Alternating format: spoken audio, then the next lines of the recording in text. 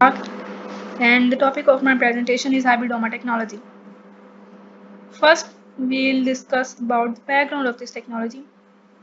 As this technology is all about antibodies or immunoglobulins, let's first take a look at antibodies. These are the glycoproteins produced by the B cells, also known as immunoglobulins, present in high eukaryotes. Immunoglobulins are present in either a soluble form or as membrane-bound form. They are the major component of humoral immune system, providing protection against the invading pathogens. Antibodies or immunoglobulins, their structure basically has two parts, heavy chain and light chain. Each heavy chain has one variable and three constant regions, while the light chain has one variable and one constant region. This variable region is the characteristic of these antibodies, which is providing them their diversity. Types and subtypes of immunoglobulins. On the basis of different Fc region, antibodies are grouped into 5 different isotypes: immunoglobulin M, immunoglobulin G, immunoglobulin A, immunoglobulin D, and immunoglobulin E. While the subtypes include polyclonal and monoclonal antibodies, applications of antibodies include biomedical research, flow cytometry, magnetic cell sorting, therapeutic approaches, and immunoassays. Now coming towards the introduction of hybridoma technology. This is primitive, most fundamental, and a successful methodology in the field of monoclonal antibodies isolation. Basis of hybridoma technology. Basically, it relies on the B cells that are matured in secondary lymphatic organs in response to an antigen. These B cells undergo natural antibody maturation, where the variable region of antibodies is diversified by accumulating somatic hypermutations, which further results in the selection of high affinity tight binders. Resulting antibodies possess the natural pairing of variable heavy and light chain genes with naturally class switched matured constant region gene through class switch recombination. Such freedom of natural class switch recombination is not possible in other monoclonal antibodies isolation methods, which makes this technology unique and more beneficial. History. George Scholar and Cesar Milstein in 1975 invented the hybridomas technology, for which they received the Nobel Prize in 1984 in Physiology and Medicine. During the same period, Hefbazin in Louvain-la-Neuve, Belgium, created a rat myeloma cell line IR983, allowing the generation of first rat monoclonal antibodies, and thus gave the birth to Synapse Company. Hybridoma cells are generated by a fusion between short-lived antibody-producing B cell and an immortal myeloma cell. This is an overview of hybridoma technology. First, we immunize our experimental animal and isolate B cells from this. These B cells are isolated B cells are then fused with the myeloma cells, which produces the hybridoma cells. These hybridoma cells are then selected in an HAT medium and are further screened by using various methods. These screened hybridoma cells are then expanded and increased in number by using further culturing techniques. After that, the monoclonal antibodies are isolated. The species used in hybridoma technology include mice, rabbits, humans, chicken, goats, sheep, cows, guinea pigs, and rats. Choice of an animal depends on the following factors: the presence of homologous protein in immunized species, availability of suitable fusion partner, amount of protein or antigen available for immunization, time required to obtain an antibody response, purpose for which these monoclonal antibodies are needed. Major limitation is the instability of hybridoma clones produced with fusion partners from heterologous species. This instability is due to the fusion of two different cells from different species, which leads to chromosomal instability. And in order to overcome this, past few years, many different fuse strategies have been used to increase the fusion efficiency. Types of hybridomas. There are two types, homohybridomas and heterohybridomas. Homohybridomas, the immunoglobulin G secreting B cells and fusion partners are from the same species, while in heterohybridomas, the antibody secreting B cells and fusion partners are from two different species. As for homohybridomas, they are genetically more stable and secrete stable immunoglobulin Z as compared to heterohybridomas, as it gradually lost the chromosomal recombination during the clonal selection step due to their genetic instability. As for heterohybridomas, they are less stable because of their chromosomal recombination ability, while the losing the ability of chromosomal recombination is the reason of stability of homohybridomas. Animal species used to hybridoma development over the years are mouse. Mice hybridoma technology is a multi-step process that takes advantage of a host animal's natural ability to produce highly specific, high affinity, and fully functional monoclonal antibodies. It involves the development and optimization of specific immunogenic antigen. Following the optimization, a host animal is immunized with antigen along with adjuvant for several weeks. The sera from immunized animals are tested for their reactivity and specificity to the immunizing antigen, while the animals with high titers of binding antibodies are selected for the first leukocytes isolation. Clean cells are then fused with immortalized myeloma cells in the presence of fusogenic agents like viruses, chemicals, and electric pulses. The most common myeloma cell lines are X63 antigen 8.6539. Second is SP20 antigen 1410 with the origin from BLBC mouse. Few cells are then selected in an HAT medium. Those which lack the hypoxanthine guanine phosphoriboside transferase gene, which is produced by the de novo or salvage pathways, while the unfused B cells die because of short lifespan. So in this process, only the hybrid cells survive as they harbor the functional HGPRT gene from the B cells. However, hybrid cells retain dual properties from the B cells and immortal myeloma cells. Fused or hybrid cells are screened by the limiting dilution method or with semi-solid selective medium to select only those hybridomas that produce antibodies of appropriate specificity. Advantages of mouse hybridoma technology. It is quite robust and has been useful to discover thousands of antibodies for different applications. Academic and industrial research groups with expertise in the field of antibody isolation, hybridoma methodology continues being the methodology of the first choice. The main associated advantage is once the hybridoma clone is isolated, monoclonal antibody production in mouse ascites is simple, efficient, and reproducible, and they can be stored easily in liquid nitrogen for several years, which makes them virtually immortal. OKT3 first approved therapeutic antibody. It was approved in 1985 by FDA and was developed from murine hybridoma technology, and it was used to reduce the graft rejection in transplant patients. During the past 1 decade, there has been an extensive experience of its use both for prevention and treatment of organ transplantation rejection. This works by blocking the T cell function by modulating CD3 and the T cell receptor from the T cell surface functions as an immunosuppressant. Use of rabbit as a species for hybridoma technology. It has been documented as a vehicle for developing antibodies with higher affinity and more diverse recognition of many molecules, including phosphopeptides, carbohydrates, immunogens that are not otherwise immunogenic in mouse. Antibodies produced in rabbits usually have about 10 to 100-fold greater affinity than those produced by mice. Rabbits generate more diverse and complex immune response towards target antigen as compared to human and mice because of gene conversion and somatic hypermutation phenomenon, which leads towards more mutation in rabbit antibody repertoire.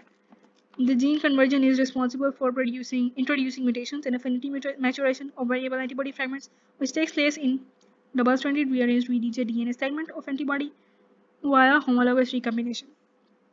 And these immunoglobulin Gs are somewhat simpler than the mouse and human antibodies.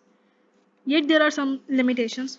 Because of absence of rabbit myeloma cell lines and inefficient viral transformation of rabbit B cells to produce rabbit myeloma cell lines, substantial efforts are focused on generating rabbit mouse heterohybridomas. Unfortunately, all heterohybridomas generated in the early days of hybridoma technology revealed poor fusion efficiency, genetic instability, and impaired functional rabbit heavy and light chain pairings. Then let's take a look at brief history of heterohybridomas. In 1988, Rabaud generated the first stable rabbit mouse heterohybridoma by PEG-mediated fusion of rabbit clean B cells with mouse myeloma cell line SP20AG14. Even though they observed stable rabbit immunoglobulin G expression for several months, other groups observed genetic instability and concomitant decrease of monoclonal antibody secretion. In 1996, Women Zhu and Robert Patella at the University of California developed an improved rabbit hybridoma fusion partner by repeatedly subcloning. After multiple rounds of subcloning, they overcome the problem of instability in these heterohybridomas. The cell line 240EW, which was developed, was further modified to a superior version of 240EW2. EPCAM patented this technology to develop highly specific monoclonal antibodies under the name RAN-MAB. The advantages of rabbit hybridomas are they are used in basic laboratory research and they are preferred over the mouse and human monoclonal antibodies in diagnostics and pharmaceutical applications because of their high specificity and affinity. They are also used in vitro tumor diagnostic tool and has been approved by FDA for this use. Vira developed an ultra-sensitive test for Ebola virus diagnostics using carbon nanoparticle labeled pad with rapid anti-Ebola virus VP40 immunoglobulin G for rapid detection, lateral flow test strip for Ebola virus. The potential use of rapid polyclonal antibodies for the prophylaxis and treatment of acute rejection against T cells in organ transplant opened venture to explore the use of immunized rapid monoclonal antibodies as a therapeutic agent. Human hybridomas. This allows the direct generation of human antibodies in a native form with no additional modifications required, but success is limited due to unavailability of human fusion partners, as most of the fusion partners are available from rodent origin or heteromylomas. Two most common cell lines for fusion are SSMD3327 and SMMA2.5. A fusion of human B cells with different fusion partners limits the use of these monoclonal antibodies for therapeutic applications. Several heteromylomas fusion has been successfully employed for the generation of monoclonal antibodies of human origin for different diseases like HIV, chikungunya, and dengue. Human karyotype cells, they were successfully used to develop complete human stable hybridomas with antigen immunoglobulin G secreting properties for several months. The fusion efficiency of these human karyotype cells was in the range of 10 to 5 to 10 to 3, with no reports on the endogenous generation of immunoglobulin G or genes that can interfere with subsequent synthesis, assembly, and purification of monoclonal antibodies. However, this technology also has some limitations because they are unstable and they lead to loss in the ability of antibody secretion. Following are the disadvantages: low fusion efficiency of human B cells with the myeloma partner, low percentage of circulating antigen-specific B cells in the peripheral blood cell. Another limiting step in human hybridoma development is fusion efficiency. Efforts for overcoming these limitations are: the frequency of antigen-specific B cells is very rare in circulation. Therefore, selection for a proper blood donor is critical for the success of this method. Acutely infected patients have a higher number of circulating B cells as compared to the convalescent patients. Donors showing a high titer of serum binding or neutralizing antibodies may have a higher frequency of peripheral B cells and an indication of the greater chances of successful production of hybridomas. So, to overcome these challenges, different groups have tried EBV transformation approach to enrich the population of B cells. EBV transformation approach, the most common used cell line B95-8, is a continuous cell line which releases high titers of transforming EBV in supernatant. The B95-8 cell line was initiated by exposing marmoset blood leukocytes to EBV target extracted from human leukocyte cell line. B95-8 provides a source for EBV to establish continuous lymphocytic cell lines from human donors. This mainly binds with the cells in peripheral blood that contain CD21 receptor, and B cells in peripheral blood express these antigens on their surface and activates latent membrane protein LMP2A and LMP1. Due to low antibody secreting and chromosomal instability characteristics, transformed B cells cannot be cultured for a long period. The transformation efficiency of EBV to B cells is low, ranges from 0.1 to 1%. However, the transformation efficiency of B cells in presence of EBV can be increased by the addition of CpG, which acts as like a toll-like receptor 9 agonist. These B cells undergo polyclonal response to CpG DNA stimulation by proliferation and differentiation to antibody-producing cells. These transformed B cells are grown for a specific time for the emergence of immortalized cells, which further fused with the fusion partner to establish hybridomas. This CpG activation method has been successfully used to produce monoclonal antibodies against SARS-CoV and HIV.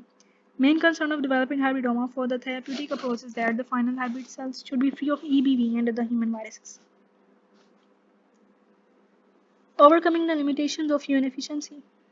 Fusion is mainly performed by three methods. Chemical agents like PEG are used, viral agents are used, and electric fusion methods are used.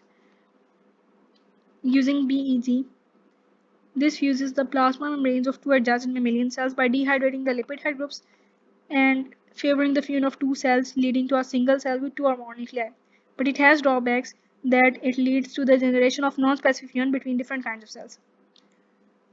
Then we have Sendai and vesicular stomatitis virus, which are the most commonly used viruses used as fusion partners. Then electrical fusion methods. Electrical side of fusion is considered the most efficient and innovative method.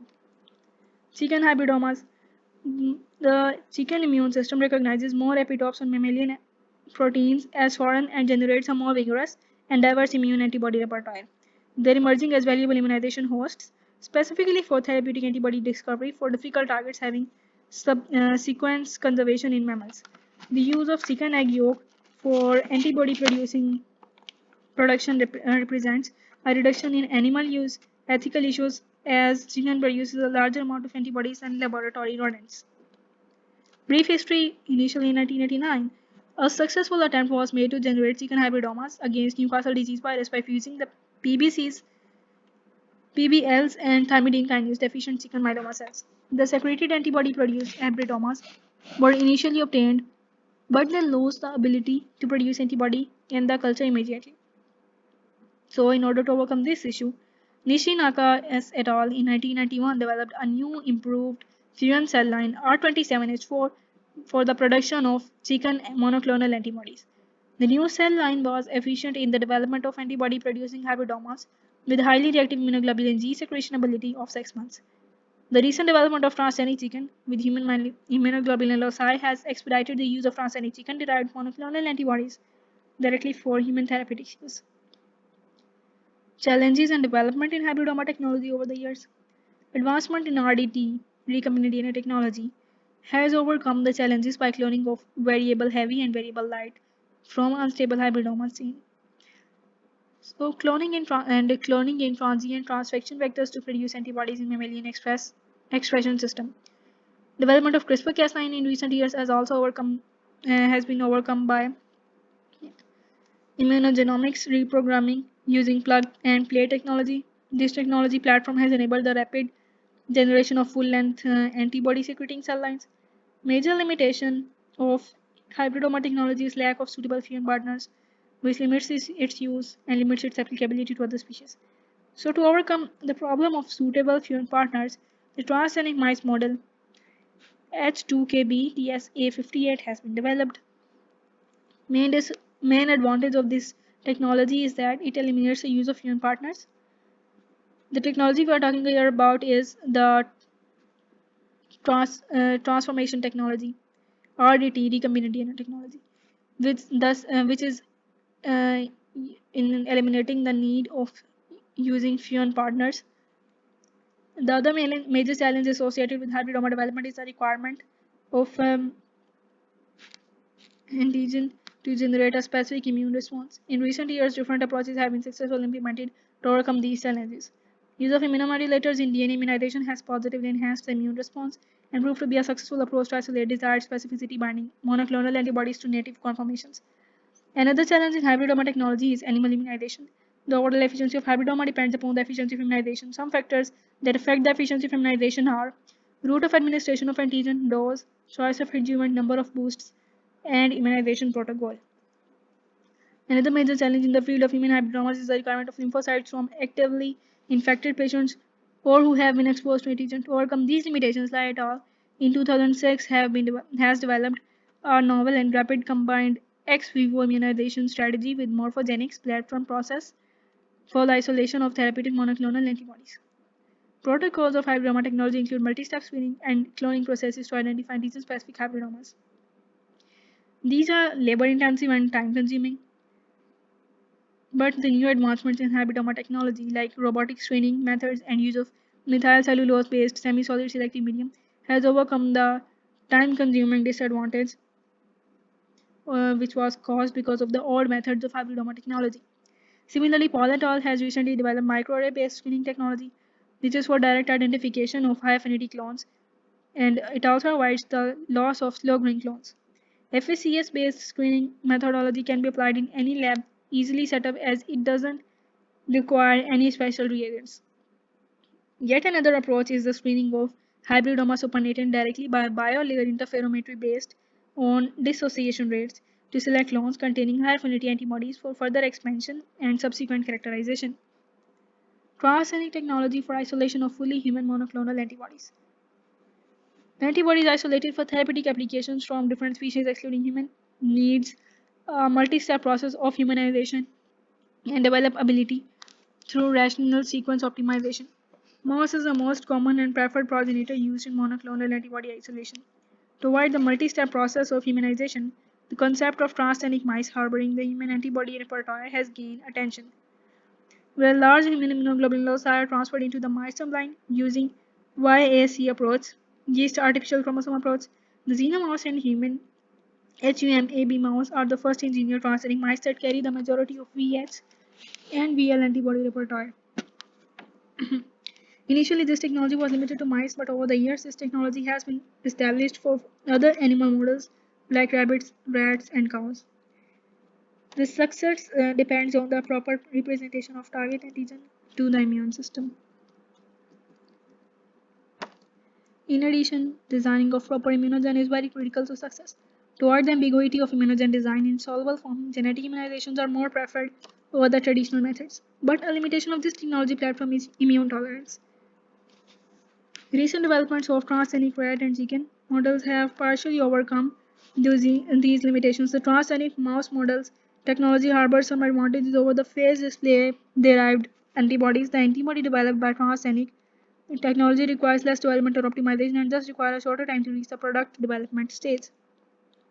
Perspectives of stereospecific monoclonal antibodies for future therapeutic medicine are in the emerging diseases like HIV, coronavirus, chikungunya, and dengue. The immunogenic proteins of pathogens harbor complex structural glycoproteins which need an urgent high quality stereospecific monoclonal antibodies to control their spread. A detailed schematic representation is shown here. The DNA, cell surface antigen, or native protein from the pathogens are used to immunize the transgenic mice producing human antibodies. Then these antibodies are taken from the immunized animal and they are hybridized together. These hybrid ones then produce the antibodies. We then selectively produce stereospecific human monoclonal antibodies. So here are the conclusions. The monoclonal antibodies are widely used in the fields of diagnostic, therapeutic, and biological applications due to their high specificity and affinity. At present, the majority of antibodies approval for therapeutics are humanized or the chimeric versions of mouse monoclonal antibodies and were generated using hybridoma technology. In recent years, these engineered humanized and chimeric antibodies are potentially used to generate different forms of antibody fragments to target novel antigenic sites, such as single chain variable fragments, diabodies, tandem antibodies, domain antibodies, pegylated and antibodies fragments. Tandem antibodies are actually the antibodies which are conjugated with the tandem dye. These are the single chain variable fragments. This is showing you the diabody. And here are the single domain antibody. And this shows the pegylated molecule or pegylated antibodies. So that was all. Thank you so much for listening. And if you have any questions, you can ask.